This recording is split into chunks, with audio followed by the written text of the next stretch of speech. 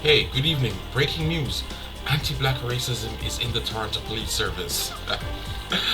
That their human rights did a study for 6 years, and I guess millions of dollars to come up to tell us that there is anti-black racism in the Toronto Police Service. Any black person living in Toronto could tell you that. Anyone even in Canada can tell you that. Listen, man. Um, I tell everybody that come here, have a 5 or 10 year plan. Don't be like me and get trapped here. It is a trap. Have a 5 or 10 year plan and go back to your country because eventually they're going to remind you that you are black. I don't care what position you have. I don't care if you're chief of police. I don't care.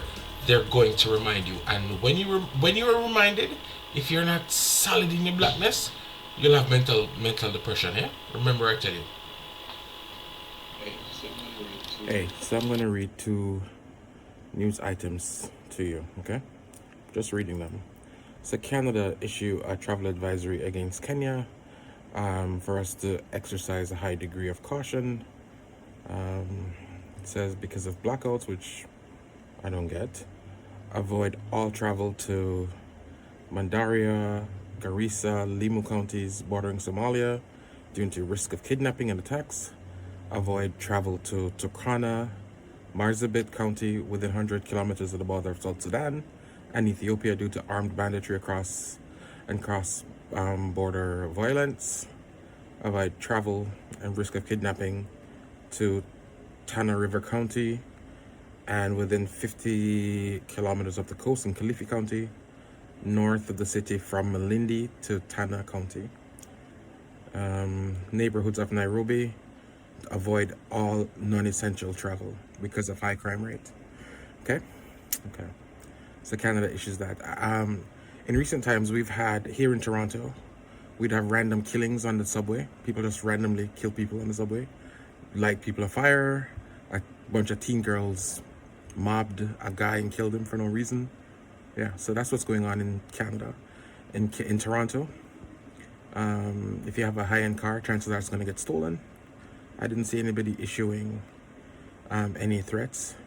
There's terrorism concerns now from the government for Nairobi, Naivasha, Nanyuki, Meru, Norok, and all coastal areas of Kenya.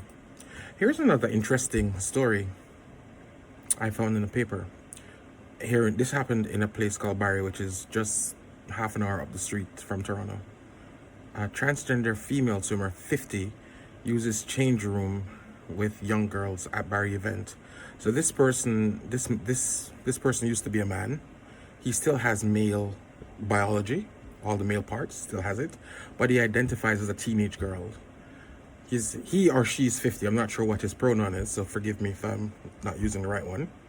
But this 50-year-old biological male, with all his male parts, competed in a competition with young girls ages 8 to 16, and then he went into the changing room with them, with his male parts showing. The authorities just send out a press release that everybody is welcomed. There's not to be any discrimination, and everybody deserves dignity and respect. That's their pretty much comment. Parents had to go into the change rooms using towels to hide their girls. Yeah, so that's what's going on in Canada and Kenya at the moment. Just thought I'd share that with you guys.